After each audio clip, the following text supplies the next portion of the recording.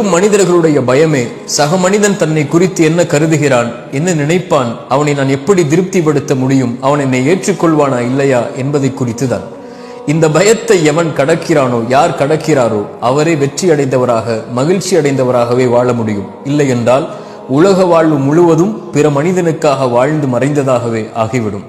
இறைத்தூதருடைய உள்ளம் பிறருடைய வார்த்தைகளால் நெருக்கமானது. அல்லாஹ் கூறினான் அந்த இறைத்தூதருக்கு, நபியே, உங்களுடைய உள்ளம் அவர்களுடைய வார்த்தைகளால் நெருக்கமாவதை நான் அறிகிறேன். நீங்கள் அதை குறித்தெல்லாம் கவலைப்படாதீர்கள். அதற்கெல்லாம் நீங்கள் பதிலளிக்கவும் தேவையில்லை. என்னை புகழ்ந்து விடுங்கள், என்னை சிரம்தாழ்த்தி வணங்கி விடுங்கள் என்று இறைத்தூதருக்கு இறைவன் அறிவுரை கூறினான். படைப்புகளை திருப்திப்படுத்துவது உங்களுடைய நோக்கம் அல்ல. படைத்தவனை திருப்திப்படுத்துங்கள். படைப்புகளை படைத்தவன் திருப்திப்படுத்துவான். நீங்கள் இறைவனுக்கும் உங்களுக்கும் நல்லவராக வாழ்ந்தால் போதும். யாருக்கும் அதை நிரூபிக்க வேண்டும் என்ற அவசியம் இல்லை.